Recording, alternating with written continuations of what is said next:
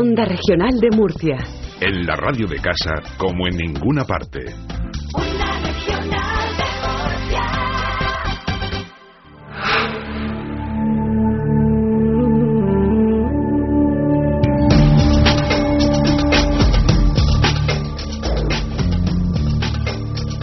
Desde 1947, incluso con anterioridad, existen denuncias de avistamientos de objetos de origen desconocido que surjan en los cielos del planeta. Su existencia es un hecho constatado. Solo la desinformación puede plantear la duda de su realidad. Sin embargo, la naturaleza de su procedencia continúa aún siendo un misterio. Tradicionalmente se ha atribuido a este fenómeno un origen externo, seres de otros planetas, viajeros interdimensionales, pasajeros del tiempo. Pero ¿y si los ovnis no procediesen del espacio exterior, ni en ningún lugar ajeno a nuestro espacio y tiempo? ¿Y si estuviésemos contemplando prototipos avanzados de aviones de origen humano, cuyos avistamientos podrían ser la causa del fenómeno de los no identificados, o al menos parte del mismo?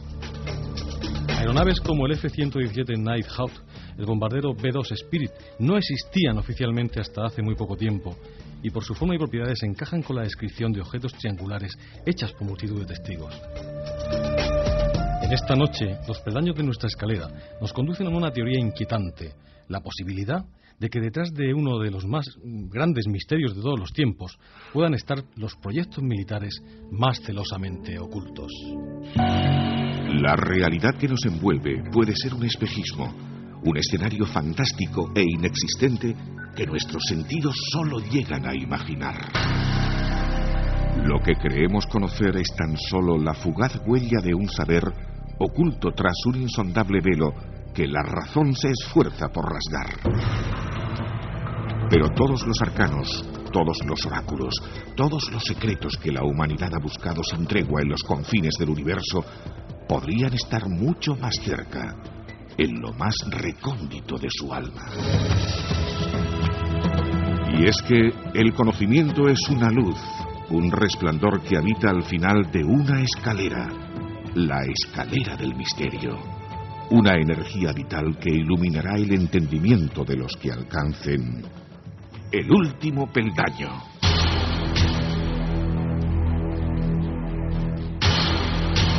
El último peldaño. Dirige y presenta Joaquín Abenza. Amigos, bienvenidos, buenas noches. 23:35 de la noche del viernes, ya dentro de poco entrando en el sábado, cuando comenzamos el último peldaño de esta semana.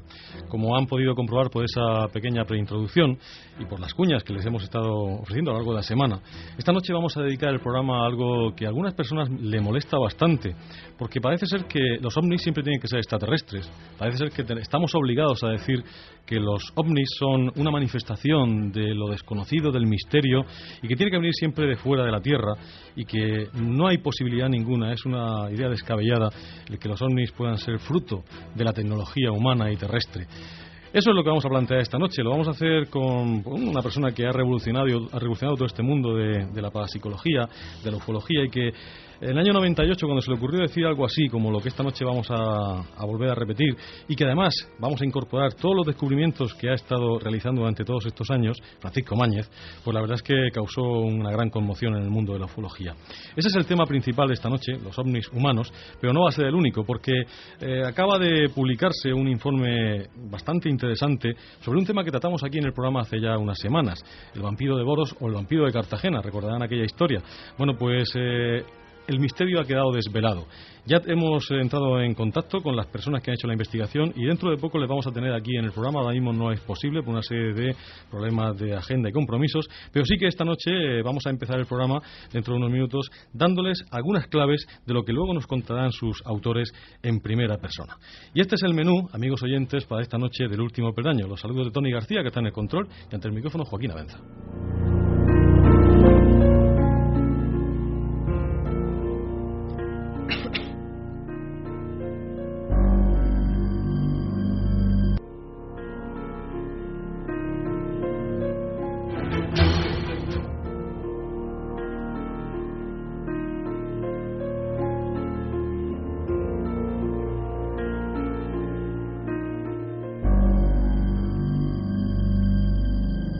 En Onda Regional Regional de Murcia. El último peldaño.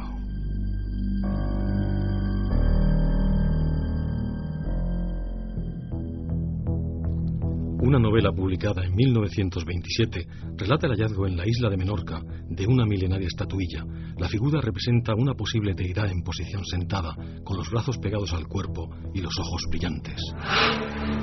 Casi medio siglo después, unas excavaciones arqueológicas en la isla sacaban a la luz la representación egipcia de Imhotep, cuya forma y características encajaban sorprendentemente con las descritas en la novela. El viernes 29 de septiembre, a las 11:30 de la noche, el escritor Carlos Garrido nos descubrirá todos los secretos, todas las leyendas, todas las historias ocultas de la Menorca mágica, en el último peldaño, en Onda Regional.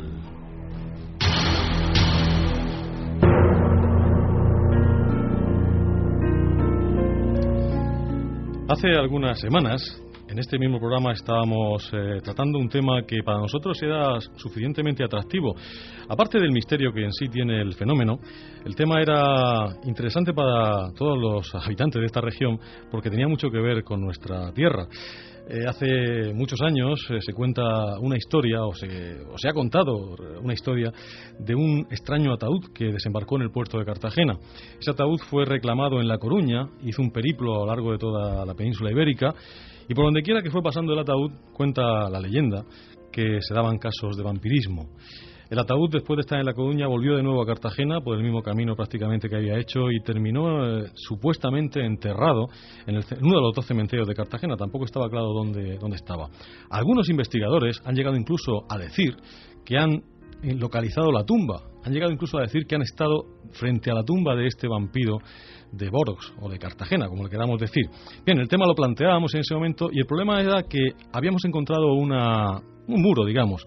Había un momento en el cual la historia se perdía, no se podía seguir más allá, y los que habían trabajado esta historia, fundamentalmente Jordi Ardanuy, que era pues el principal investigador y al cual todo remitía, todas las referencias iban hacia él, pues en ese momento no estaba en disposición o no se manifestaba a favor de darnos más claves de las que se publicaron en su momento, en su día. Bien, la verdad es que Jordi Ardanuy, acompañado de Martín Flo y Valentín Ferrán, acaban de publicar un informe, yo creo que apasionante, que da el desenlace final de esta historia.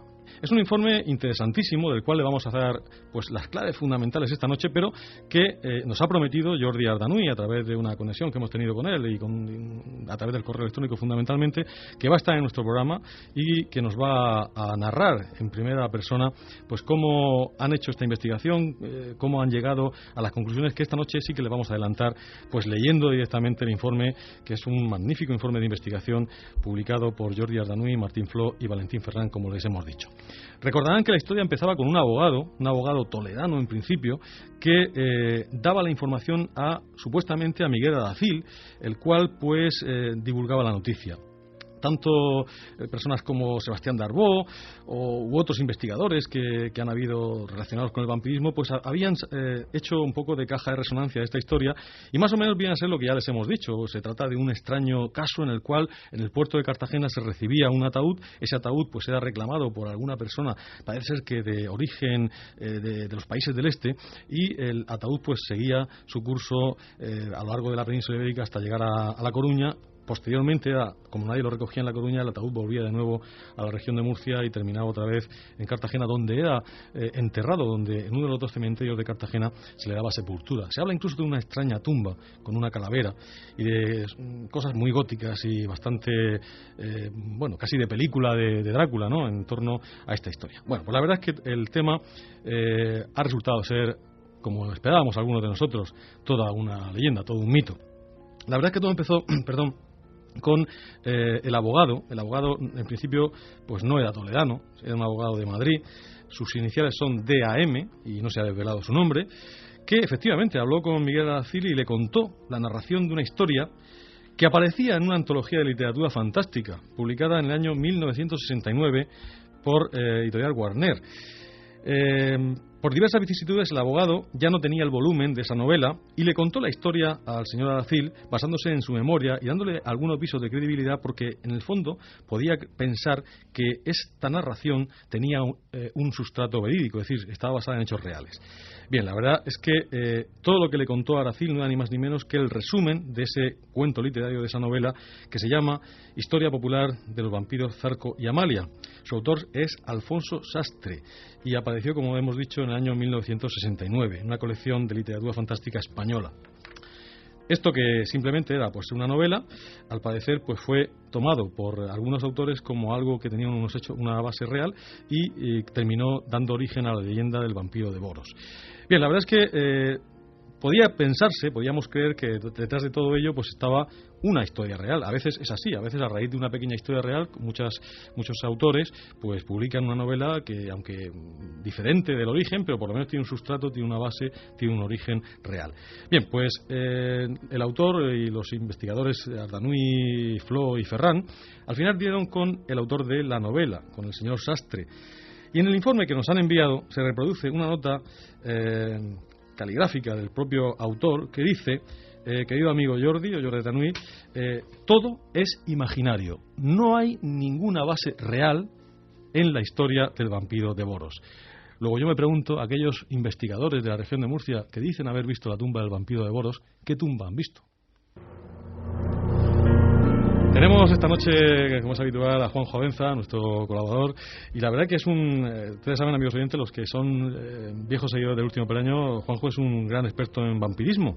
Ha publicado en la revista Estigia pues un dossier interesantísimo de temas relacionados con vampiros, también desde el punto de vista artístico, desde el punto de vista literario y demás, y bueno, pues le recomendamos dentro de Estigia ese dossier de vampiros. Juanjo, buenas noches. Buenas noches. ¿Qué te dice todo esto? ¿Cuál es tu opinión sobre este informe? Bueno, yo creo que el informe es bastante interesante y yo creo que es el ejemplo de lo que debe ser cualquier investigación que se hace en este campo y que, por desgracia, nunca tenemos. Estamos acostumbrados pues a ver artículos en revistas que nunca suelen incluir las fuentes, que no nos dicen dónde sacan las cosas, que, como hemos visto incluso en este mismo artículo, amplían otras historias basándose en una única fuente, pero ni siquiera se parecen a la fuente original. Y yo creo que este trabajo es un trabajo estupendo de investigación, de patearse además en media España en busca de soluciones, y desde luego que ojalá hubiera más gente como este grupo que investigase las cosas de la manera que lo han hecho ellos. Pues le vamos a tener en el programa dentro de pocas semanas, y ustedes, amigos oyentes, podrán escuchar pues en primera persona ese trabajo tan bien realizado, como dice Juanjo, sobre el vampiro de Boros o el vampiro de Cartagena. Simplemente, yo no sé si repetir lo que he dicho antes, Juanjo. ¿Dónde estaban esos investigadores? ¿Qué es lo que estaban mirando esos investigadores que habían visto la tumba del vampiro? Bueno, yo recuerdo que se dijo que habían visto una calavera en una tumba de Cartagena. Uh-huh. No niego que no haya por ahí en Cartagena una tumba con una calavera, pero bueno, bien, de allá que sea la tumba del vampiro de Boros, pues evidentemente... Bueno, las coincidencias a veces pues también se dan, ¿no? Sí. Pero en fin, el caso es que la investigación sería la investigación rigurosa, la de Jordi Ardanuy, Martín Flo y Valentín Ferran, que dentro de pocas semanas, Dios mediante, estarán con nosotros en el Último Peldaño.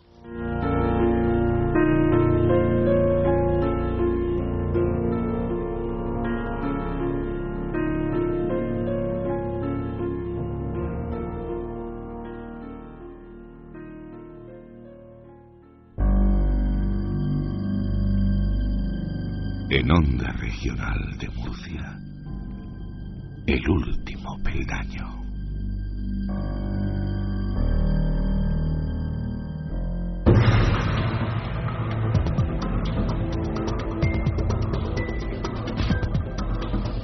El fenómeno OVNI es sin duda uno de los misterios más grandes que en estos momentos podemos toparnos dentro del universo de lo desconocido. Es verdad que es innegable la existencia de objetos no identificados. Simplemente, como decíamos al principio del programa, quien no lo quiere reconocer es porque le falta información o le falta pues capacidad de aceptar la realidad. Ahí están durante tantos años, durante tanto tiempo, y la gran cantidad, la multitud de denuncias, investigaciones, investigaciones y demás hacen que sea un fenómeno totalmente objetivo. Otra cosa es su origen, otra cosa es de dónde viene, otra cosa es qué es lo que está detrás de ese fenómeno. Tradicionalmente ha sido admitido casi a pie juntillas por la comunidad investigadora de ovnis del mundo entero que detrás de ese fenómeno no había otra cosa que seres de otros planetas, seres que habían venido del espacio exterior y que de alguna manera pues estaban investigando el ser humano, investigando la Tierra, investigándonos a nosotros. Quizá porque el cine, la literatura y tantas otras artes así no lo habían hecho ver.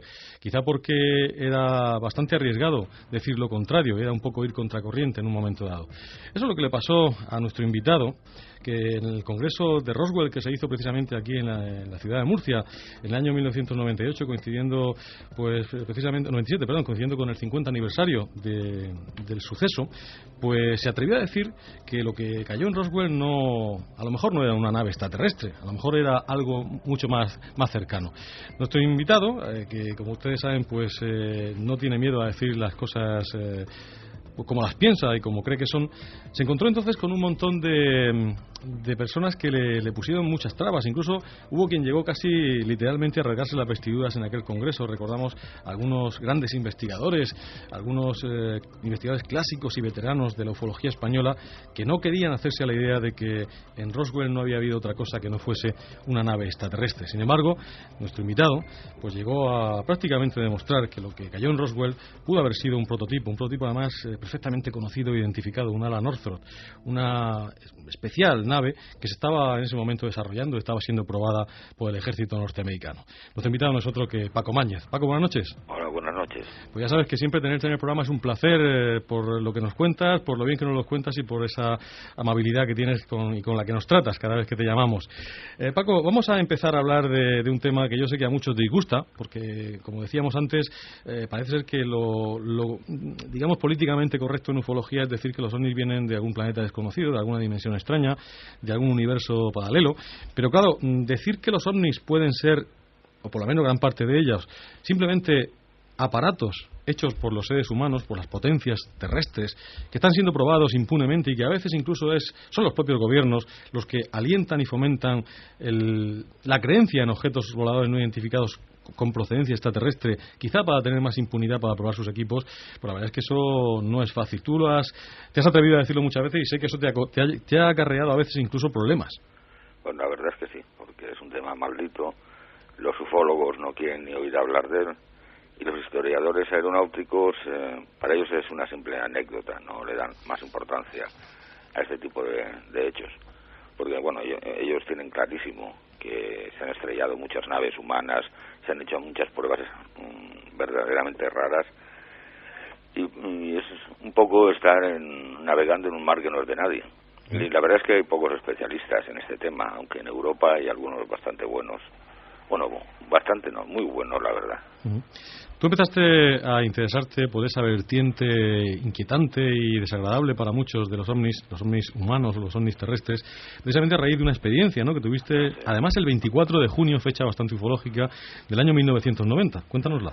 Pues sí, estábamos en un monte aquí cercano en Valencia, en La Mola, perdón, no me acuerdo el nombre del monte, pero era en Segar, un pueblo aquí cercano, cuando de repente vimos un aparato que se acercaba, y era por no hacerlo largo, era por la noche, era de madrugada, y vi que era un aparato triangular que no hacía ruido ni cuando nos pasó siquiera, y nos quedamos bastante sorprendidos.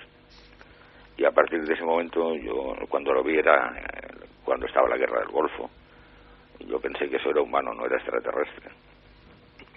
Ya era aficionado al tema, pero empecé a indagar más, a rascar más y a investigar sobre la tecnología humana en vez de la supuesta tecnología extraterrestre. Desde ahí partió mi afición a todos estos temas tan extraños que son las armas secretas y este tipo de conspiraciones.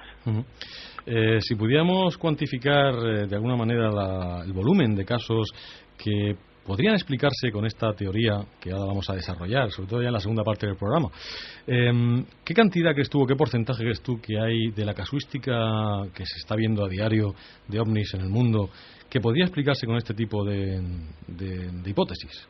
Pues muchas, más de lo que parece. Especialmente, bueno, hay que descartar lo que son fraudes, lo que son malas interpretaciones objetos de reentrada de satélites, por ejemplo, cosas así. Pero gran parte de la ufología, de la historia ufológica, se debe a este tipo de aparatos y a este tipo de pruebas. La ventaja que tenemos ahora es que tenemos perspectiva hacia atrás en el tiempo, porque han pasado 60 años ya, casi 60 años desde que Kenneth Arnold dio fama al fenómeno, y tenemos muchos informes de la época, se ha desclasificado mucho material, cosa que los ufólogos cuando empezaron desde luego no tenían, era todo secreto y estaba todo bien guardado. Pero la ufología nació de la observación de prototipos militares y es una constante dentro de su historia que no se puede despreciar. Quizá aquella cantidad de casos que hay, que siempre hemos tenido como casos pues que son paradigmáticos. Yo recuerdo en la primera época de la ufología, aquellos casos que crearon pues, afición fundamentalmente, casos ocurridos fundamentalmente en los Estados Unidos, en los cuales el objeto era demasiado de chapa y tornillo, ¿no? Donde se veían pues cacharros, por decirlo en lenguaje coloquial, que echaban humo, que de alguna manera hacían ruido, que tenían ventanillas y demás. Quizá esa parte sea la que más se puede identificar, imagino yo, con todo esto, ¿no? Verdaderamente es así, porque claro, en aquella época ver una aeronave extraña con forma de disco, con forma de triángulo, era sorprendente para el público. No conocían verdaderamente ni la aviación ni la reacción. Hay que situarse que estamos hablando de finales de los años 40, principios de los 50. Para ello, todo aquello eran novedades. Y cuando veía una nave tan extraña, pues lo primero que hacían era pensar que era extraterrestre. Aunque los medios de difusión de la época ya hablaban de que eso era humano, que no lo tomaran por extraterrestre, incluso salió en el ABC aquí en España. Pero el que es aficionado al tema extraterrestre no quería saber nada de un tema humano. Y así nació la ufología. Cualquier cosa extraña que se veía en el cielo ya era extraterrestre directamente. Hay que decir a los que no lo sepan, aunque yo creo que son pocos los oyentes que no lo saben, que Francisco Mañez pues es autor de libros clásicos ya en la ufología, que han levantado por un lado ampollas y por otro lado han levantado escuela.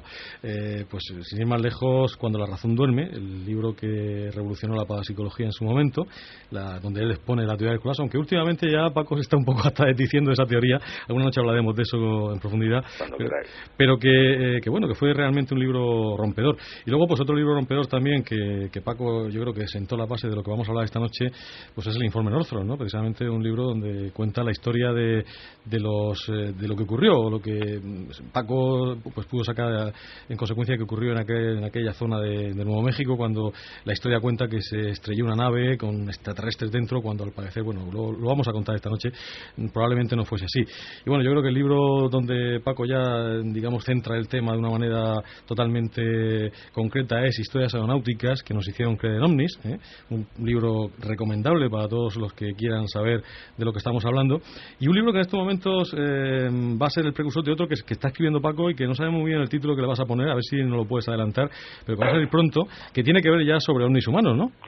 Sí, el título no lo tengo claro todavía, porque por otros temas he tenido que dejarlo apartado durante bastante tiempo y ahora estoy retomándolo, pero trata, porque prácticamente está terminado, del tema de los ovnis humanos, pero mucho más detallado que fue un Informe Northrop y Historias aeronáuticas, con todas las referencias de dónde están sacados los datos, con las fotografías y comparaciones que se pueden hacer para que no exista duda de lo que se está diciendo.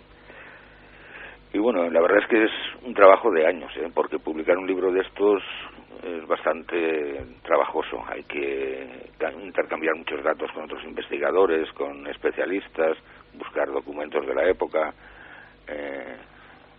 Tengo un amigo que es investigador. No voy a decir su nombre porque, aunque los oyentes no se lo crean, aún existen investigadores que solo investigan por el placer de saber, no por publicar o por ser famosos.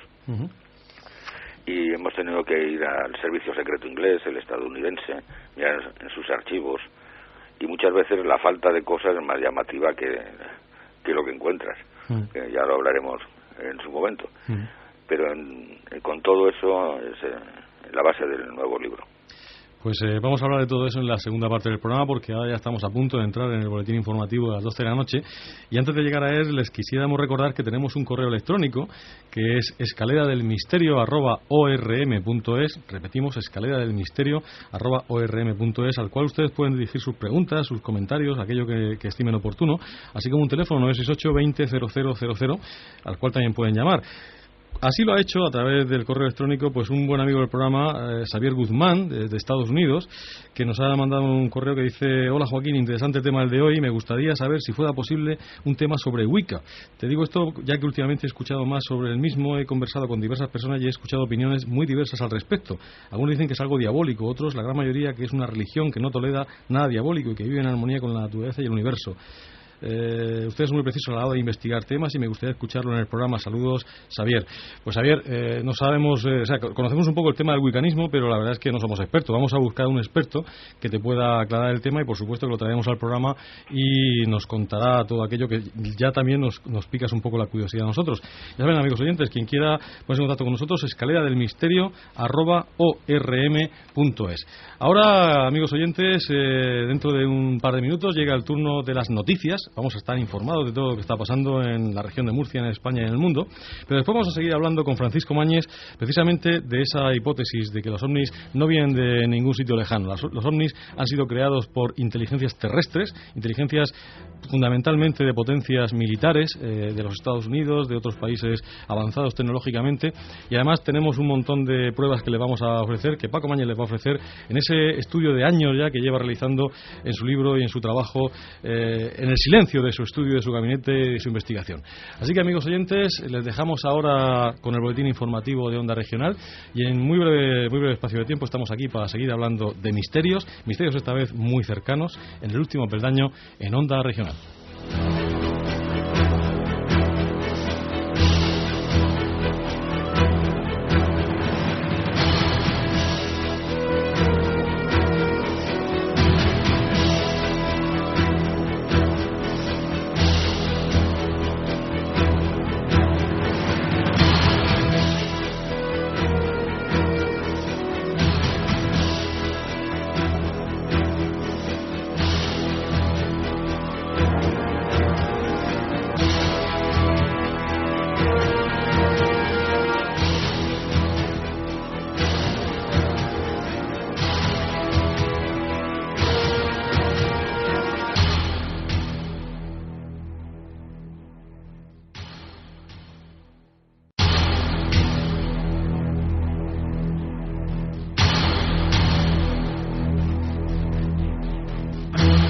Amigos oyentes, bienvenidos a esta segunda parte del último peldaño. Estamos hablando de ovnis humanos. Pasan 8 minutos de la medianoche y vamos a dar un repaso a las noticias especiales que han ocurrido en la última semana. Hallado en Etiopía el fósil de una niña de hace 3,3 millones de años. Un equipo internacional de científicos ha hallado en Etiopía el fósil de una niña de 3,3 millones de años, el más antiguo y completo de un menor encontrado hasta la fecha, según la revista científica Nature. Los restos óseos corresponden a la especie humana Australopithecus afarensis, la misma que pertenece al famoso esqueleto humano de la hembra encontrado en el año 74, también en la misma región etíope de Afar, conocido con el nombre de Lucy, considerado una pieza clave en la evolución humana. Los científicos han recuperado el cráneo, la dentadura casi completa del torso y partes importantes de las extremidades superiores e inferiores de la pequeña, bautizada como Salem, que significa paz en Etiopía. Las pruebas a las que sometieron los restos óseos parecen demostrar que la menor tenía unos 3 años cuando murió. Muchos de los huesos están aún articulados, según relatan los científicos del Instituto Max Planck de Antropología Evolutiva de Alemania. Los científicos han encontrado anteriormente otros especímenes de esa especie, con caderas y rodillas, lo que les permitía caminar, y los dedos curvados para trepar a los árboles. La pequeña Lucy es uno de los ejemplos más llamativos de la evolución de los homínidos para pasar de la vida de los árboles al suelo. La siguiente noticia nos viene del mundo de los ovnis y, bueno, pues viene bien con el tema que estamos tratando esta noche. Aseguran haber visto ovnis en Matamoros, México. La remite la firma Juan José Hernández Reina. es un investigador local. Un objeto volador no identificado fue observado el 8 de septiembre por un grupo de deportistas que a diario recorren las márgenes del río Bravo en bicicleta a la altura del fraccionamiento del río.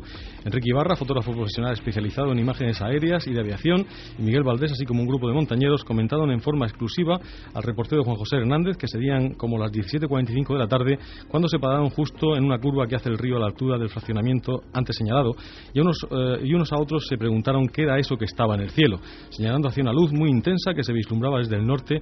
En esos momentos parecía como una estrella en movimiento, ya que dicha luz cruzó prácticamente la ciudad de norte a sur, ante el asombro de los emocionados observadores, los cuales primeramente pensaron que podía tratarse de un avión, pero luego intervino Ibarra y debido a su experiencia dijo que no podía ser posible que la luz fuese un avión, y que esta diferente era muy blanca y muy intensa. Después de salir de su asombro, lamentaron no traer ninguno una cámara fotográfica.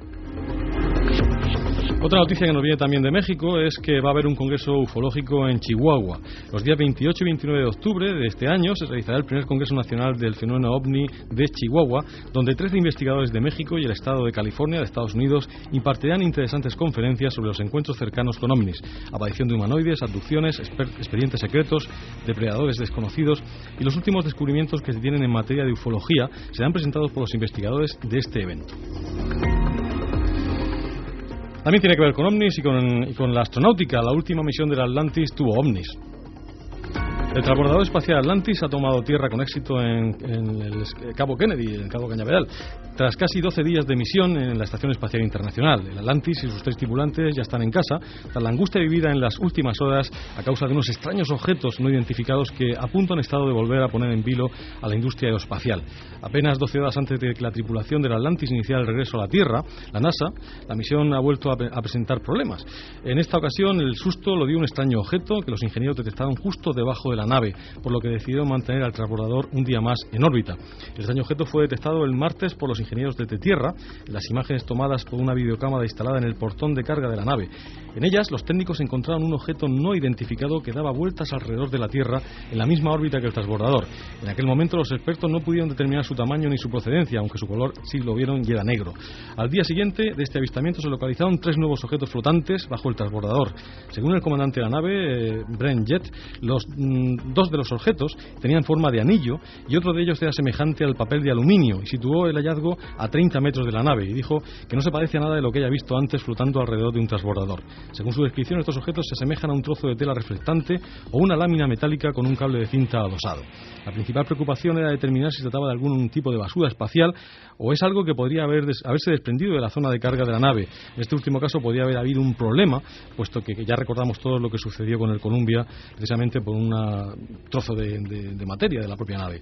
No es la primera vez que el transbordador Atlantis se encuentra con ovnis. En abril del año 91, otro objeto metálico se acercó a la nave y fantásticamente comenzó a oscilar delante de la cámara de filmación, realizando movimientos rectilíneos, horizontales y verticales, y en octubre del año 93, el malogrado transbordador Columbia sufrió el acercamiento de 2 esferas luminosas de distinto tamaño que aparecieron y se cruzaron como si estuvieran jugando.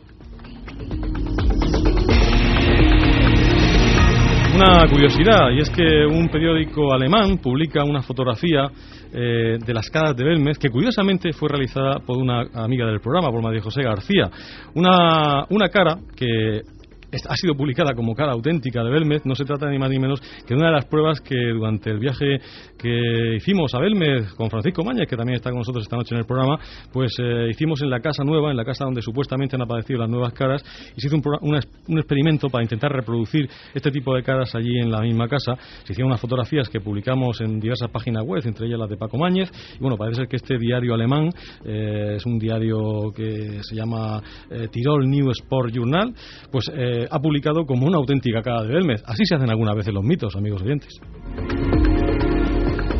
Vamos a acabar este apartado dando lectura a un correo que nos llegó la semana pasada, pero que no dio tiempo a leerlo entonces, y es que dice así: hola amigos del Último Peldaño, es la primera vez que me dijo a vosotros por este medio y espero que os llegue. Soy una nueva oyente, es la segunda vez que os oigo, y hace 2 semanas tuvisteis una entrevista con Miguel Blanco, el cual comentó hacer un viaje a Egipto con oyentes para Navidad o Semana Santa.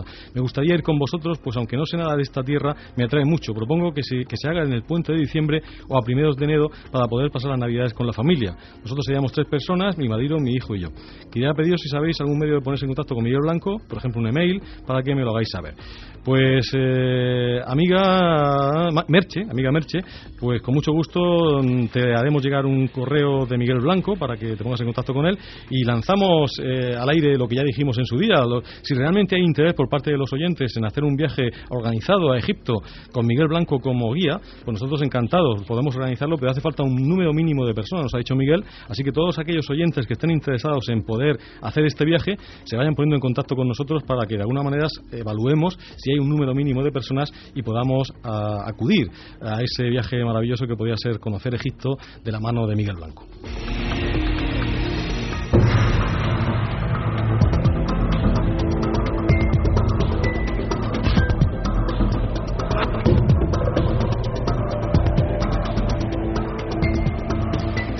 Los misterios que nunca cesan, y esta noche unos misterios que a lo mejor son más interesantes incluso que si se tratase de objetos auténticamente extraterrestres. Nos llegan 2 correos electrónicos. El primero nos llega, vamos a ver, dice así: mi nombre es Gustavo Cosolito, soy psicoanalista, excelente programa, les estoy escuchando desde Rosario, Argentina. Aquí en Rosario lo tenemos al investigador Guillermo Aldunati, que investiga in situ el problema de los ovnis hace ya 40 años. Él afirma que es increíble que aún no se haya podido topar con alguien que tenga una prueba concreta de la existencia material de los ovnis. La teoría más aceptada aquí por estos lares es que los ovnis son manifestaciones visuales en pliegues del espacio-tiempo. Cuando dejamos de verlos en un segundo sería porque esa arruga del espacio-tiempo se acabó. Otra teoría muy interesante es aquella que afirma que así como podemos fotografiar una sombra en 2 dimensiones de un objeto en 3, así también podemos fotografiar o ver una sombra en 3 dimensiones de un objeto que está en 4.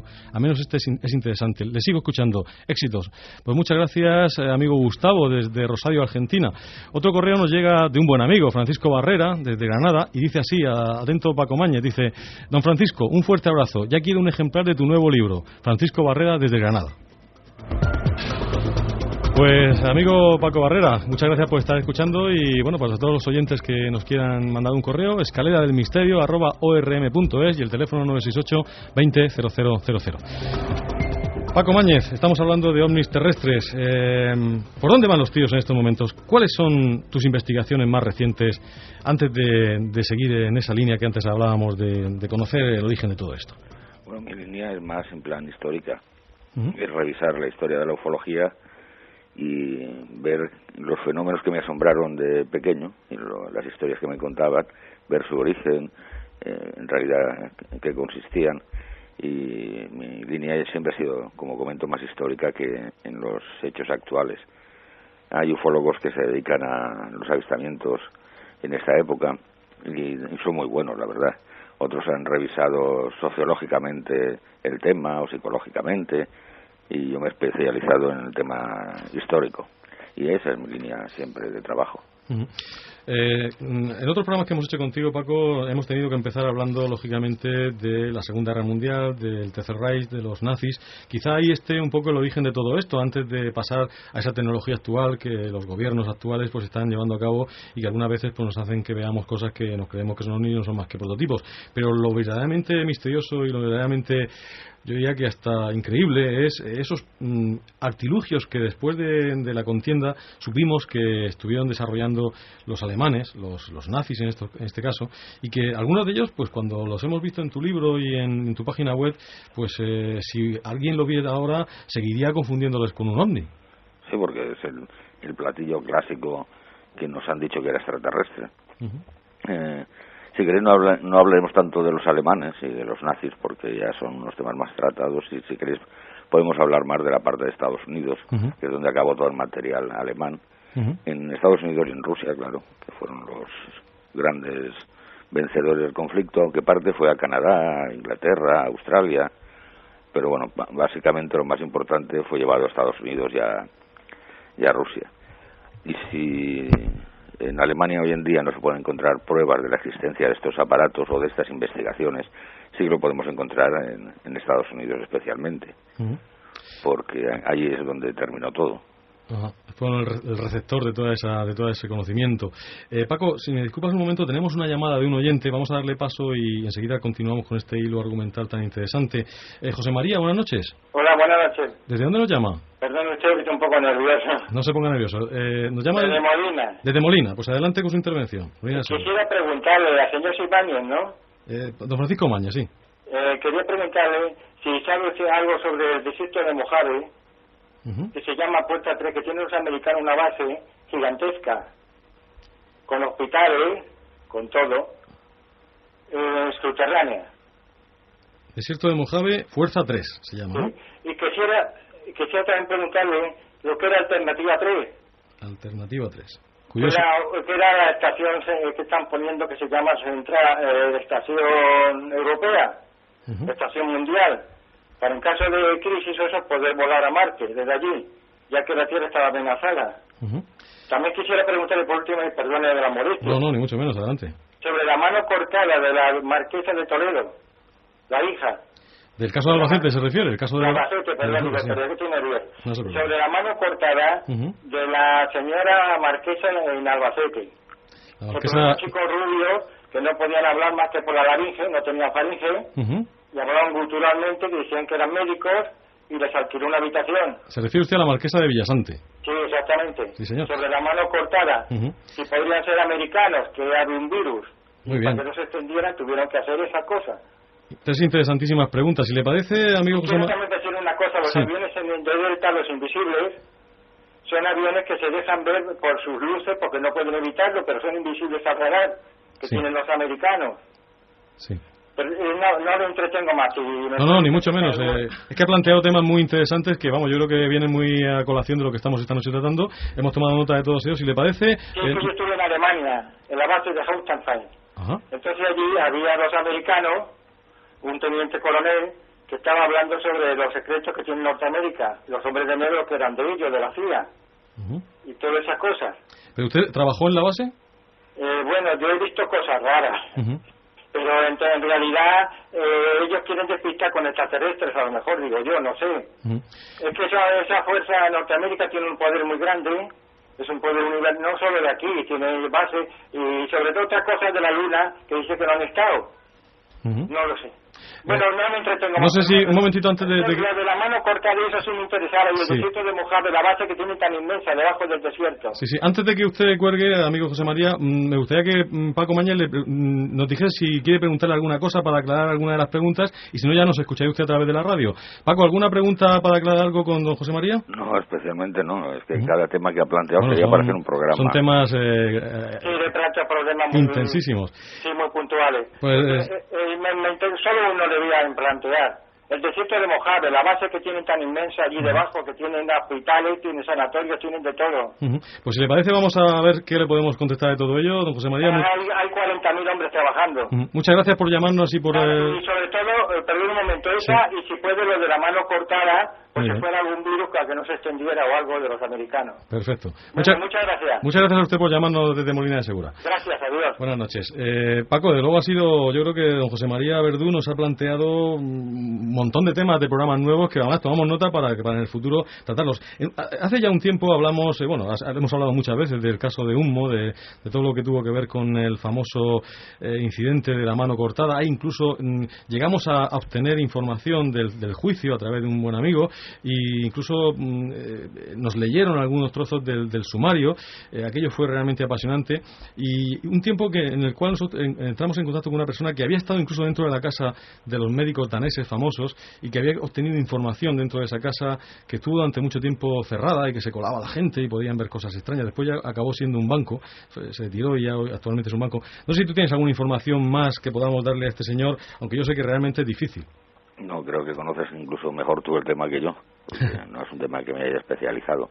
Lo que en líneas generales sí que puedo comentar por la gente que hemos entrevistado, que muchos casos de estos, incluso casos de apariciones de la Virgen, han sido utilizados como venganzas, como sistemas para blanquear dinero, muchas veces en este tema paranormal, sobre todo en esos años posteriores a la guerra, hasta los años 70, una cosa así, que aún quedan restos de todo lo que fue el conflicto bélico y la parte económica, la gente que escapaba, que creaba grandes fortunas.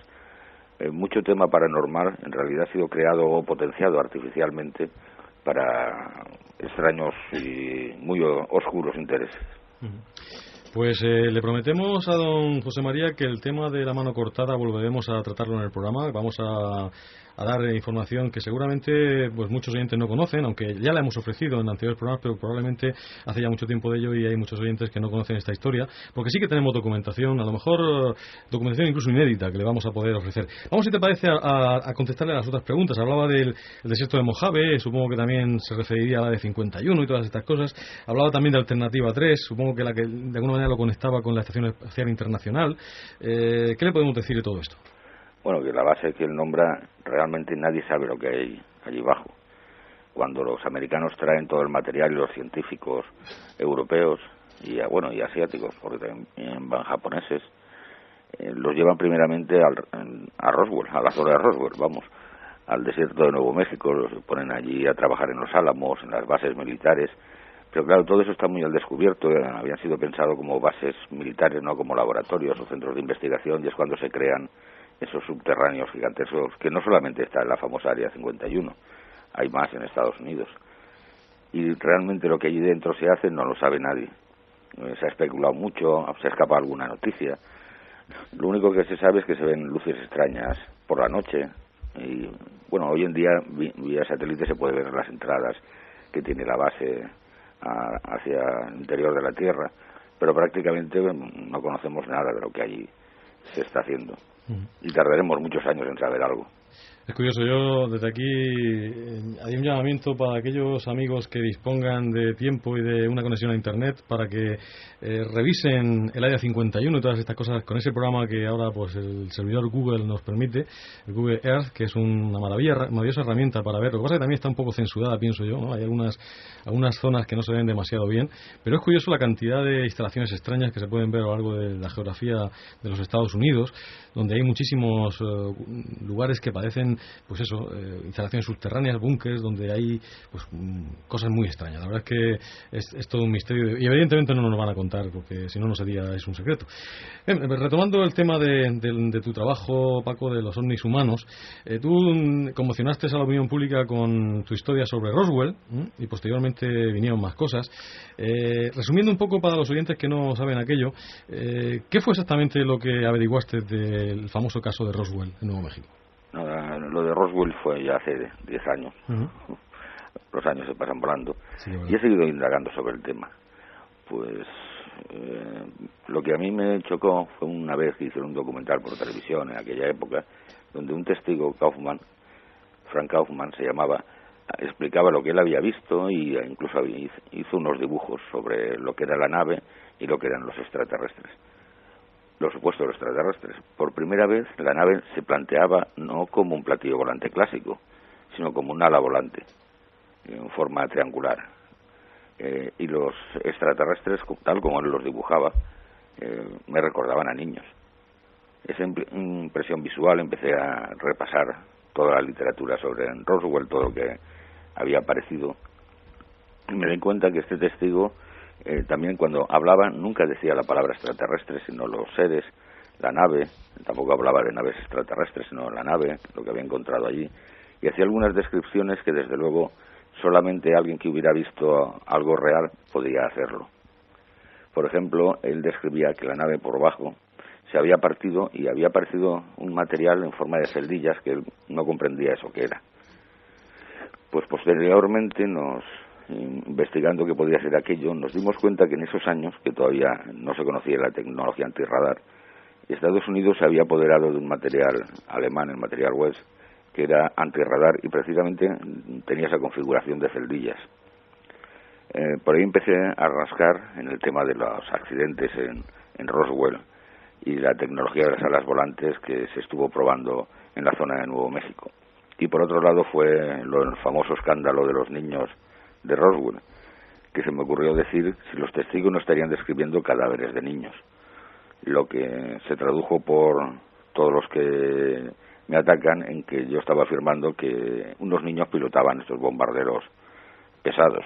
Es una barbaridad decir eso, pero en fin. Siguiendo las investigaciones y miré la experimentación con humanos llevada en la zona y me quedé, la verdad, horrorizado, porque sí que se había hecho experimentos con niños, pero existen muchas más posibilidades. Muchos indicios, que es lo que señalaba a mí hacia aquello era que los testigos siempre hacían una comparación con niños. Siempre tenían las manos como niños, la piel muy suave como niños. Incluso el dueño de la funeraria de Roswell había recibido una llamada de los militares preguntándole si tenían ataúdes para niños. Y planteé esa hipótesis. ¿Podían ser los cadáveres de Roswell niños y no extraterrestres? Y eso fue un escándalo dentro de la ufología, porque nadie podía poner en duda que aquello fuera extraterrestre. Posteriormente, con el paso de estos años, he ido descubriendo más datos. Por ejemplo, un ufólogo norteamericano localizó un diario de un niño indio en donde decía que en julio del 47, precisamente cuando se produjo el incidente de Roswell, estaba jugando con unos compañeros cuando un objeto ardiente cayó del cielo y les quemó. Según decía en su diario, el médico del pueblo había dicho que eso no eran quemaduras de hoguera, eso eran quemaduras mucho más profundas. He localizado también un sacerdote español que estaba en Los Álamos, había sido el sacerdote del pueblo antes de ser transformado en una base militar, y se quejaba precisamente de que los niños jugaban demasiado cerca de la valla donde se estaban produciendo un tipo de explosiones controladas. Con el tiempo de los años te das cuenta también que muchas de las descripciones de los testigos no son fiables, desde luego. El testimonio humano no es una prueba, como ya salía hasta en la serie famosa. Me di cuenta que muchos de los testigos estaban confundiendo épocas diferentes, algo que en el 97 los militares ya habían dicho, y los ufólogos también se enfadaron mucho, porque ¿cómo se iban a confundir los testigos? Sin embargo, sí que es cierto. Por ejemplo, el dueño de la funeraria describe en un momento que unos cadáveres habían sido llevados al hospital de Roswell, había hablado con una enfermera, y cuando él intentó verlos y tal, porque desprendían un vapor tóxico o algo similar, había aparecido un par de militares, un oficial blanco y un soldado negro, y lo habían tirado del hospital. Cuando miras aquello te das cuenta que ese hecho no pudo producirse, sino eso muchos años después, 7 o 8 años después, porque la integración racial del ejército americano no estaba hecha en el 47. En el 47 no existían negros dentro del ejército americano mezclados con soldados blancos, estaban siempre en cuerpos apartes. Lo que él está describiendo es un hecho ocurrido en los años 50, cuando un avión con un motor atómico se estrelló en Roswell, y precisamente los heridos de ese accidente fueron llevados a Roswell. Lo que yo no sé es si este hombre ha confundido con el paso de los años el incidente, o es algo hecho adrede y se ha basado en aquello para que su historia parezca consistente. Pero te das cuenta que muchos de los testimonios sobre Roswell no pertenecen a aquel famoso accidente de julio de 1947. El último peldaño. Onda Regional de Murcia.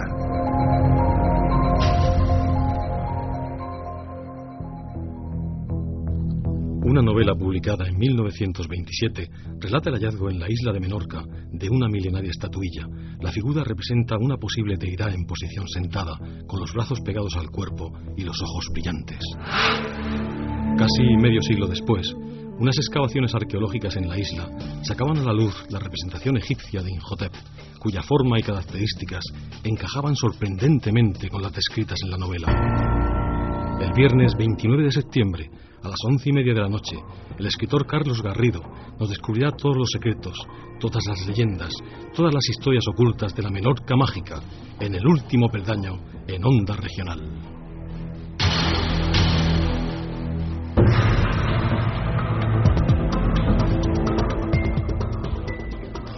Apasionante el relato de lo que pudo suceder en Roswell, y al mismo tiempo nos pone los pelos de punta escucharlo. Así nos pasó la primera vez que lo vimos hace 10 años, como bien dice Paco, en ese congreso de Roswell que tuvo lugar aquí en Murcia. Además, mucha gente no sabe que aquí se celebró a nivel nacional el 50 aniversario de aquel incidente de Roswell, y además se revolucionó la historia de la ufología también en nuestra ciudad, en nuestra tierra. Juanjo Abenza tenía una pregunta para Paco. Hola, Paco. Hola, muy buenas. A ver, unos pocos años antes de lo de Roswell, al final de la Segunda Guerra Mundial, se nos cuenta que a pilotos de ambos bandos presencian durante los combates pues la aparición de unas luces que los siguen, que parecen estar ahí pero que no hacen nada, y bueno, que se nos ha contado siempre que se les ha llamado los Foo Fighters. ¿Qué podía hacer esto? esta investigación, digamos, esta vertiente, la culpa la tiene Joaquín. Porque una vez me preguntó sobre ellos en un programa y me dejó en blanco, porque no, era un tema que apenas había rascado. Y por su culpa empecé a buscar datos sobre aquello. Pues cuando la ufología necesitó una base para decir que los extraterrestres no habían empezado a llegar en el año 47, buscaron hechos anómalos aéreos anteriores. Y uno de ellos es los Foo Fighters que comentas tú, que al final del 44 empiezan a verse unas luces extrañas por la noche sobre el cielo de Alemania, de Francia. Bueno, en el norte de África y en Japón también aparecen. Y los pilotos los bautizan como Foo Fighters. Para los ufólogos eran naves extraterrestres que venían, no sé, de observación quizá. Mirando las noticias, los informes de aquella época, nos damos cuenta de que no eran precisamente naves extraterrestres. Primero, siempre se ven por la noche y son luminosos. Entonces lo que hicimos era ver si por el día se habían visto también objetos extraños. Y claro, también se habían visto. Pero eran objetos muy humanos. Eran los primeros misiles antiaéreos alemanes. Y los primeros misiles aire-aire alemanes.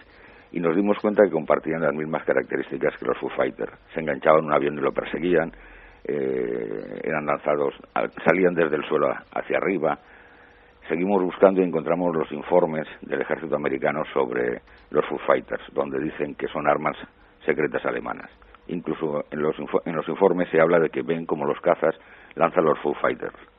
No es un secreto más que para los ufólogos, digamos, los militares lo conocen hace muchos años. Lo que pasa es que los misiles alemanes siempre se ha negado su existencia, se ha puesto dificultades, porque primero, al principio era un secreto total de guerra. Imaginaros el arma que hoy en día, en el siglo XXI, todavía utilizamos, que se empezará hace ya 60 años, en los años 40, a utilizarse. Y como le pasa a los Foo Fighters, cuando describen los misiles alemanes, ninguno derriba ningún avión. Todos se quedan, que no han llegado, que los han seguido un buen rato y han conseguido esquivarlos. Es el mismo fenómeno, pero de día, pero ahí sí que hablan de misiles. Y también en los informes nos damos cuenta de lo poco que una persona no acostumbrada a ver algo extraño, algo que no conoce, mejor dicho, lo considera extraño. Que aunque sea un piloto de combate y un piloto veterano, por ejemplo, en uno de los casos que los alemanes lanzan misiles contra los bombarderos americanos y ven cómo explota uno de los bombarderos, los pilotos no consiguen ver los misiles, solo describen que les pasan cerca de ellos un poco de humo, no ven. Es un objeto que no conocen y los pilotos no consiguen describirlos. De hecho, el bombardero que explota, ellos piensan que es que se le ha enganchado una de las bombas que está soltando y por eso la explosión ha sido tan terrorífica, porque no consiguen describir lo que está ocurriendo. Eso es para que nos hagamos una idea de lo que pasaban los pilotos en esa época.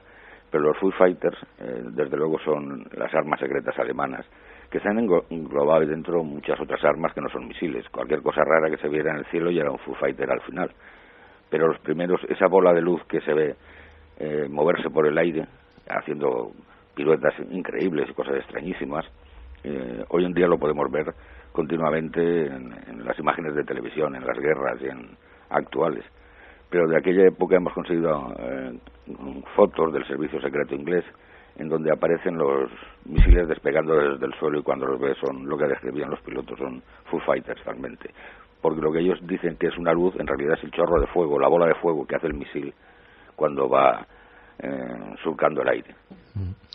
Muchas de esas armas fueron confundidas con ovnis. Amigos oyentes, ya saben, el correo electrónico escaleradelmisterio@orm.es y el teléfono 968 20 0000. No se queden con ninguna pregunta en el tintero, que esta noche tenemos a alguien que sabe mucho de todos estos temas. Paco, hay más armas que han pasado a la historia como ovnis y que están mitad en la leyenda, mitad en el secreto. ¿Cuál sería, a tu juicio, la más espectacular? La más espectacular. Pues mira, hablando de antes de la ufología, los misiles que se vieron en Suecia, en toda aquella zona del Báltico, que también han pasado la historia de la ufología como naves extraterrestres, porque en teoría no existía, había acabado la guerra y ya no había armas secretas funcionando. Sin embargo, en el mismo sitio, en el mismo trozo, se vieron misiles en el año 43,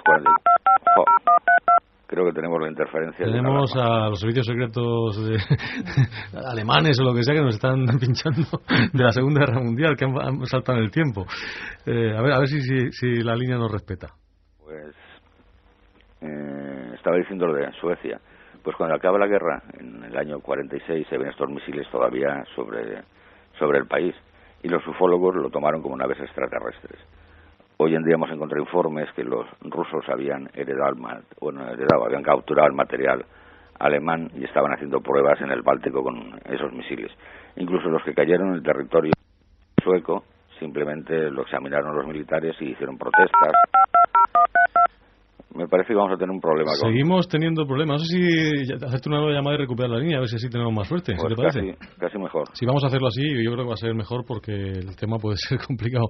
La verdad, Juanjo, que es una auténtica delicia escuchar todo esto porque lo más importante de Paco Mañez es que todo esto que dice no lo dice porque sí. Paco, como tú bien sabes, se documenta. Se documenta además bastante bien. El tema de Hermes, por ejemplo, en muy poco tiempo se ha puesto muy al día y vamos ahora mismo de las personas que más saben. Yo creo que Paco en este momento es el experto más grande que de Belmez, en España. Además ha hecho un trabajo, un estudio riguroso, como él no sabe hacerlo de otra manera. Y la verdad es que yo estoy deseando que salga el libro que Paco va a sacar sobre las caras de Belmez porque probablemente va a ser el libro definitivo. Un libro serio, riguroso. Yo creo que después de Sociología del Milagro, el único libro serio que se ha hecho sobre Belmez, seguramente. Hombre, y más que nada el más distinto, sobre todo, el más diferente a todo lo que hay hasta ahora. La verdad es que sí. A ver si Tony nos recupera esa llamada y tenemos posibilidad de entrar en contacto con Paco enseguida. Hay un pequeño problema en la línea. Decíamos un poco medio en broma que a ver si los servicios secretos de no sé qué extraña potencia están en estos momentos atacando, ¿no? Pero bueno, a lo mejor esto es verdad. Después de todo. No, desde luego, si yo fuese de los servicios secretos de no sé qué país y tuviera que espiar a alguien, probablemente espiaría a Paco Mañez, porque tiene mucha información. Sí, además lo que está pasando es un poco raro, ¿no? Porque se oye como si estuviesen llamando. Sí, como si alguien marcase un número dentro de su propia línea. No sabemos si tenemos ya esa conexión. Vemos a Tony a través del cristal de la pecera que está ahí haciendo lo que puede para ver si es posible entrar en contacto. Hay un montón de misterios. Yo creo que lo tenemos ya. Paco, ¿estás ahí? Vuelvo a estar aquí. Menos mal. La verdad que el sonido es fantástico, es de mucha calidad, pero ahí está esa extraña... Es que se ve que la alarma interpreta la llamada como un intento de corte de línea y se dispara. Ajá. Esto es paranormal, ¿eh? Sí. Es curiosísimo. Bien, pues estábamos hablando de esas armas extrañas que fueron confundidas con ovnis, y nosotros en la región de Murcia pues tenemos a un pionero de la aviación que seguramente también ha tenido algo que ver con que se hayan creado algunos artilugios que posteriormente pueden haber sido también identificados como ovni durante mucho tiempo. Me refiero pues al genial Juan de la Cierva con su autogiro, que además da nombre a un programa de esta casa, que durante mucho tiempo, bueno, pues se ha tenido como el precursor, lógicamente, del helicóptero, y creemos que también algunos de esos intentos de helicóptero fueron confundidos con ovnis, ¿no, Paco? Pues lo cierto es que sí, pero más que sus aparatos, lo más importante de él es la teoría que desarrolló, porque muchos habían intentado el despegue vertical, crear el helicóptero, pero incluso los alemanes que acabaron desarrollándolo reconocieron que todo eso se debía al trabajo de Juan de la Cierva. Uno de los helicópteros que se desarrolló durante la guerra, que parece ser que llegó a ser probado, era un helicóptero circular, era un clásico platillo volante, donde las aspas se unían a un cuerpo central y simplemente era hacer girar las aspas, la teoría, y elevar el aparato. Del aparato se esperaban grandes cosas, porque se iba a acompañar con motores a reacción, pero todo aquello parece ser que quedó en muy poca cosa porque la guerra se adelantó el final y no pudieron terminar los trabajos. Todo eso acabó en Estados Unidos, donde, por cierto, el ABC en España llegó a publicar que los americanos tenían un helicóptero circular a reacción, para que os hagáis una idea de cómo ha sido la historia aeronáutica de todos estos artilugios, que luego muchos no han pasado la historia aeronáutica, no han sido desarrollados, y otros, sin embargo, sí que lo han sido. Sí, Jojo. Sí, Paco, ¿y qué fue del F-117 y el F-19? ¿Realmente fueron el origen de tantos ovnis triangulares o hubo más motivos? Sí, en realidad, todo el trabajo también de los aparatos triangulares también viene de la guerra. En Estados Unidos estaba la empresa Northrop, que es la que estamos nombrando y la que dio origen al libro en el nombre, y en Alemania estaba Horten. Cuando acaba la guerra, los alemanes estaban más avanzados, los americanos consiguen el material, parece ser que consiguen algunos aparatos, bueno, parece ser no, consiguen algunos aparatos intactos, que están las fotografías, pero lo más preocupante son las grandes alas volantes, los bombarderos. Northrop, con el material que ha recibido, intenta acoplarlo a sus aparatos, pero no puede. Son diseños similares, pero no idénticos y no puede. Entonces, en los años 50, a principios, lo que es el ala volante Northrop deja de fabricarse y se corre una cortina de silencio. Sin embargo, en pocos años después, Northrop recibe un contrato del gobierno para desarrollar un aparato invisible al radar, que curiosamente, cuando los ingenieros empiezan a mirarlo, coincide con el ala volante alemana. El diseño es muy similar, claro, han pasado años y se han hecho mejoras. El ala volante, durante 30 años, permanece en secreto, se hacen pruebas, hasta que aparece el famoso B2, que ahora está por todos los documentales, en Internet. Y el B2 sigue manteniendo sus secretos, nadie sabe exactamente por qué tiene tanta autonomía de vuelo, cómo es tan buena su invisibilidad, aunque a veces se les escapa y tenemos algunas noticias. Por ejemplo, siempre se ha dicho que la invisibilidad electrónica del B2 es estática, es decir, por su diseño, los materiales que lo forman. Sin embargo, en un documental, la primera vez que el B2 entró en combate, que fue aquí en Europa, que bombardeó, el piloto, cuando está narrando su aventura, dice, estaba hablando con la base y en un momento determinado dijo, conecto el sistema anti-invisibilidad, y desaparecí del radar.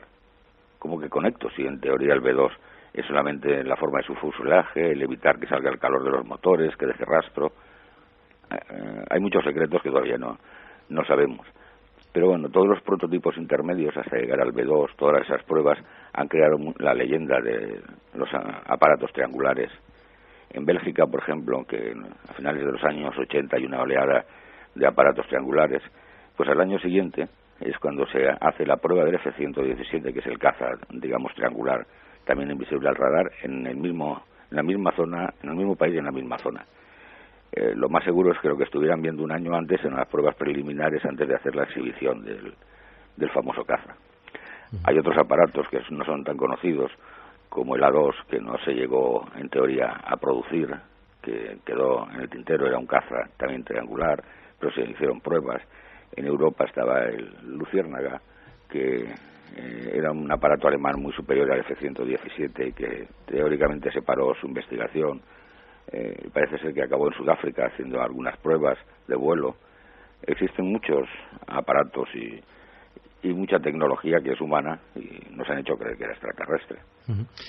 Paco, nos llega un correo de otro experto también, una gran autoridad en estos temas, que es Francisco Barrera, nuestro gran amigo y amigo tuyo también, de Granada, que dice lo siguiente, es una pregunta que te dije a ti, dice, Paco, ¿puedes aclarar el asunto del Sonderburo, no sé exactamente si se da con acento, 13, creo que se escribe así, Paco Barrera.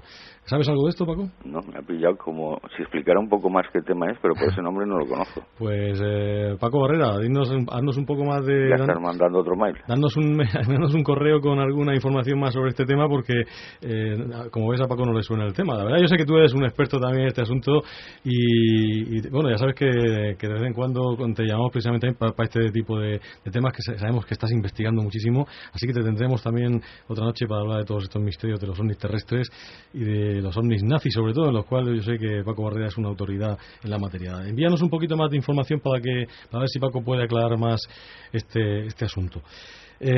Estamos hablando de muchas cosas y desde luego hay muchos aparatos que pueden ser confundidos con ovnis. Yo recuerdo, como tú bien has dicho, esa oleada de ovnis triangulares que durante mucho tiempo estuvo viéndose en muchos países de Europa.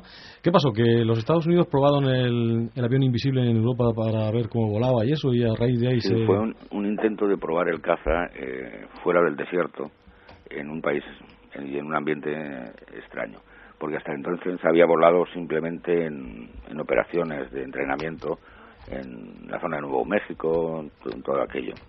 Cuando vino aquí, por cierto, los especialistas europeos le dijeron que en Europa no funcionaría tan bien el caza, porque es muy delicada su estructura, y de hecho, durante las pruebas en Bélgica, un gorrión golpeó en pleno vuelo a un F-117, rompió parte de su estructura y dejó de ser invisible.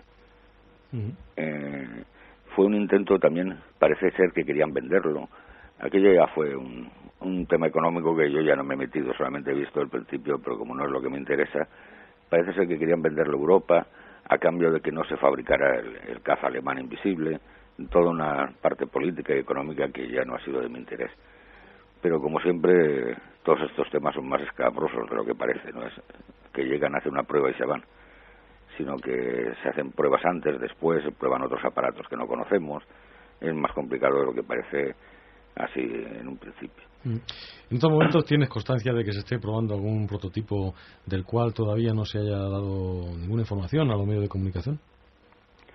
Pues a ciencia cierta que pueda probar su existencia, la verdad es que no. Hay muchas noticias que aparecen sobre nuevos aparatos, sobre nuevas tecnologías, sobre la pérdida de peso provocada por nuevos inventos.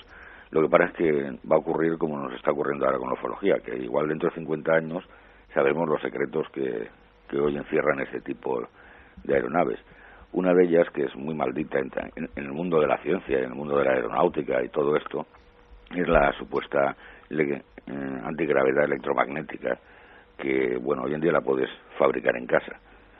Unos dicen que, como es tan sencillo de hacer, que lo muy problemático, unos dicen que no es antigravedad, que es otra serie de cosas y tal. Pero bueno, da lo mismo un tema que otro, sea antigravedad, o sea, toda la serie de explicaciones que dan, el caso es que los objetos se elevan. Y desde el principio de la aeronáutica este fenómeno es conocido y se ha utilizado para hacer pruebas con él. Lo que parece que siempre se asegura que no.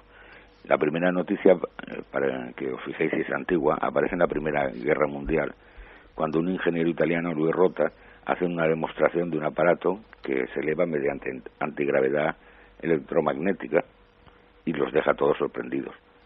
Y es recogido por los libros de la época. Posteriormente apareció Thomson Brown en los años 40, 50, 60, con su efecto que era lo mismo, hasta que hoy en día ha aparecido un francés, Naudin, que bueno, nos ha explicado cómo hacerlo y lo puedes fabricar en tu casa el efecto. Eso llevado a su máximo exponente, pues podría hacer perder peso a un avión, hacer que sea su autonomía aumente considerablemente. De hecho, apareció un artículo muy comprometedor que causó mucha polémica, de que la autonomía tan grande que tenía el B-2 era porque llevaba integrado un sistema de estas características. Era un artículo muy serio y lo que pasa es que los autores no se negaron a dar su nombre, aunque dieron la parte técnica y la descripción del aparato, y creó una polémica impresionante porque este efecto nunca se reconoce oficialmente, aunque la NASA lo tiene patentado, pero no quieren reconocer que se utiliza. Qué curioso. Mira, nos llega una aclaración de Paco Barrera, nos dice que Sonder Bureau 13 era una comisión, una supuesta comisión alemana para el estudio de los Fofighter. Y la pregunta es si esto tú crees que es auténtico o falso. Yo creo que es falso. No sí, ahora sé ya de qué habla. ¿No se hizo esa comisión? Esa comisión, como si existió, como muchas comisiones alemanas de ese tipo, sería para averiguar exactamente qué estaba ocurriendo, porque los alemanes, por muy avanzados que estuvieran en muchos campos, eran bastante dados a lo que hace uno que no lo sepa el otro. Y muchas veces se creaban comisiones para averiguar qué estaba ocurriendo, porque verdaderamente no lo sabían. Eso ocurrió con muchas armas, no solamente con los Foo Fighters, que por ejemplo, aunque a nosotros nos suena un poco extraño, el Ministerio de Correos, que era el Ministerio Tecnológico alemán en aquella época, trabajaba mucho en armas secretas, pero no se lo comentaba a las SS, o no se lo decía al ejército. Y entonces a veces el ejército creaba comisiones, o las SS creaban comisiones para averiguar qué pasaba. Era un poco complicado la forma de organizarse los alemanes. Y también nos hace una pregunta sobre el prototipo triangular TR-3B. ¿Conoces algo? Uno de los aparatos que yo quería nombrar. Bueno, pues lo ha nombrado Paco. Es el moderno, el aparato ultrasecreto moderno, que no sabemos si es verdad o es mentira, pero que estaría basado en un efecto antigravedad. No conseguido con lo de Thomson Brown, con este efecto electromagnético, sino con otras serie de tecnología, que es una tecnología también muy vieja, ya descrita por los alemanes en los años 50 y por Hermann Ober, nada más y nada menos, que es el padre de toda la astronáutica que conocemos hoy en día. Que cuando llegó a Estados Unidos le preguntaron sobre los platillos volantes, el hombre dijo, sí, yo no he trabajado en ellos, pero sé cómo se hacen porque he hablado con los ingenieros, y lo explicó, que es lo más impactante. Qué fuerte. Tenemos que hacer un programa, y eso ya os emplazo a los dos Pacos, tanto a Paco Mañez como a Paco Barrera, sobre lo que está sucediendo en algunos puntos del planeta y que se podría explicar con el funcionamiento de ese famoso proyecto ARPA o HARPA, como queráis llamarle, que se encuentra ubicado, por lo menos la base de antenas se encuentra ubicada en Alaska, y que parece ser que está provocando incluso fenómenos extraños que se podrían confundir con ovnis, o por lo menos con los efectos de ovnis. Incluso alguien dice que esos círculos que aparecen a veces en los sembrados y demás podrían estar provocados por este tipo de interacciones electromagnéticas que utilizan pues el espectro de ondas de radio y reflexiones en la ionosfera precisamente para concentrar haces de energía en determinados sitios. Eso yo creo que da para un programa, y me gustaría hacerlo tanto con Paco Barrera como con Paco Mañez, pues yo sé que aunque no estén directamente relacionados con el tema, sí que tienen información o pueden conseguir información suficientemente cuantiosa como para poderse ofrecer a los oyentes y que sepan un poquito de qué va todo esto. Así que ir poniendo las pilas, Pacos.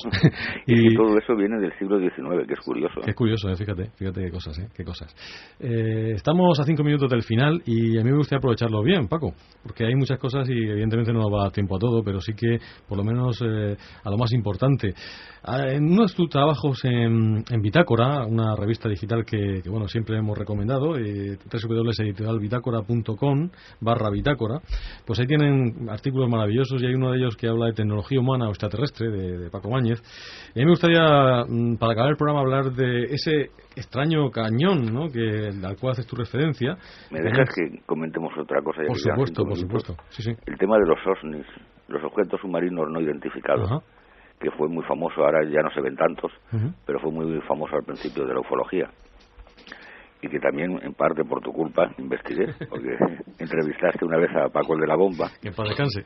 Sí, murió el hombre. Sí. Y él había capturado con sus redes un objeto que era desconocido, tal vez sería un submarino pequeño, cualquier cosa de esas. Pero también en una entrevista, una mujer decía que conocía, no sé si era su marido o su hermano, un familiar suyo, le había pasado lo mismo, y que a Paco lo que pasa es que de repente se había iluminado aquello y había salido a una velocidad de vértigo. Y durante la historia de la ufología eso se ha descrito en diferentes ocasiones. Entonces investigué todo el tema de los submarinos, el tema de los submarinos alemanes después de la Segunda Guerra Mundial, cuando ya acabó, aún funcionando por ahí, es impresionante. Pero una de las cosas que me llamó la atención de los documentos que conseguimos del servicio secreto inglés, claro, el documento no estaba, pero estaba en encabezamiento, era dentro de los materiales capturados a los alemanes, un informe que decía, a ver que recuerde las palabras traducidas exactas, materiales para objetos submarinos supersónicos. ¿Cómo en los años 40 estaban trabajando los alemanes? Ya no en el diseño de un aparato supersónico submarino, sino en los materiales que deberían emplearlos para construirlos. No estaban solamente en la parte teórica, me refiero, ya estaban en la parte práctica. Luego hemos averiguado cómo se puede viajar más rápido que el sonido bajo el agua, y se han hecho pruebas con torpedos y pequeños submarinos. Pero muchas de las leyendas de la ufología puede ser que tenga una base más que cierta, pero es física y es de este mundo, no es de otro mundo. La verdad es que sí. En los pocos segundos que nos quedan, Paco, ese famoso cañón Zippermeyer que la verdad llama mucho la atención y que es casi increíble, ¿no? Pues era un cañón que lanzaba proyectiles de aire, es decir, comprimía aire, y lo que hacía era lanzar ese aire comprimido a una velocidad de espanto. Se hicieron pruebas, sobre todo contra maderas, tablones, y a bastantes metros los destruía. Lo que pasa es que como el proyectil es invisible, claro, es una tecnología un poco extraña. Pues acabó la guerra y nunca más se supo de si esa tecnología había continuado o no había continuado. Los más escépticos, digamos, dicen que esa tecnología acabó en el rifle de perdigones que conocemos hoy en día, pero tira un balín de plomo. Aquello era un proyectil invisible de aire. Pero los alemanes hicieron muchas pruebas extrañas, con cañones sónicos, con pruebas de congelación, que eso hay todo un informe soviético que habla de que todo ese material capturado luego ellos lo probaron, de provocar tormentas eléctricas bestiales, lo que hablábamos del proyecto ARPA, llevarlo a cabo, sonidos para causar miedo al enemigo, cosas que luego dices, ¿qué ha sido de esa tecnología? ¿No ha funcionado nada de todo eso o está todavía en secreto? Esa es la pregunta del millón. Y seguramente los americanos, que no son precisamente tontos, fueron los herederos, como antes hablábamos, de toda esa tecnología, y seguramente está ahí en esos secretos. Paco, la última pregunta, porque no me puedo resistir a hacértela. Después de toda la investigación que has llevado a cabo, después de todo lo que has descubierto, ¿todavía puede quedar un pequeño reducto para pensar que detrás de los ovnis a lo mejor hay algo más que simples, bueno, no simples entre comillas, ¿no? Prototipos terrestres? ¿Puede haber de verdad una puerta, aunque sea pequeña, hacia universos desconocidos, hacia seres extraterrestres, por ejemplo? Hombre, siempre habrán cosas que no podremos explicar, y ahí yo no sé si pueden ser extraterrestres lo que llega hasta aquí. Y además yo creo en la existencia de extraterrestres, ¿eh? Lo que se dice es que no tenemos ninguna prueba de que hayan llegado a este planeta y hayan entablado contacto con nosotros. Quizá alguna de esas luces que se ven era una nave extraterrestre, pero si es así, ¿para qué llegan luminosos aquí, no llegan de una forma invisible a observarnos? Pues un razonamiento muy lógico y muy aplastante. Paco, como siempre, un placer tenerte con nosotros. Seguiremos estando contigo, contando contigo, porque la verdad es que es todo un lujo tenerte y siempre aprendemos un montón cada vez que te asomas a estos micrófonos. Un abrazo muy fuerte y muchísimas gracias. Muchas gracias a vosotros y un abrazo a todos los que estéis ahí reunidos. Juanjo, muchas gracias también por estar aquí. Igualmente. Y Alejandra, gracias también por estar con nosotros esta noche. Muchas gracias a ti.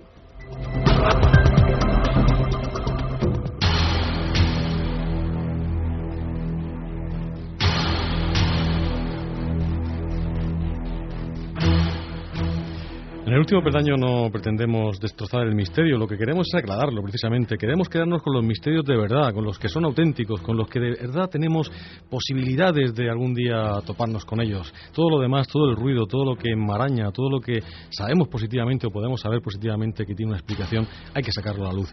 Y eso es precisamente el objetivo que tenía el programa de esta noche. Amigos oyentes, la semana que viene hablaremos de magia, porque ahí sí que hay magia. Una magia que se nota solamente cuando se baja uno del avión y pone el pie en esa isla mágica, en esa isla misteriosa, en Menorca. Una isla cuajada de leyendas, de misterios, de apariciones, de casas encantadas, de fantasmas, de espectros y sobre todo de arqueología. Una arqueología que todavía hoy, para los grandes investigadores, sigue sin tener una explicación demasiado lógica. Será con Carlos Garrido y será la próxima semana, no se lo pierdan. Por hoy nada más, amigos oyentes, hemos llegado al final del programa. Los saludos de Tony García, que ha estado en el control sonido, queríamos decir, y de Joaquín Avenza, que les desea que pasen una feliz semana y les emplaza para dentro de 7 días aquí en el último peldaño, en Onda Regional.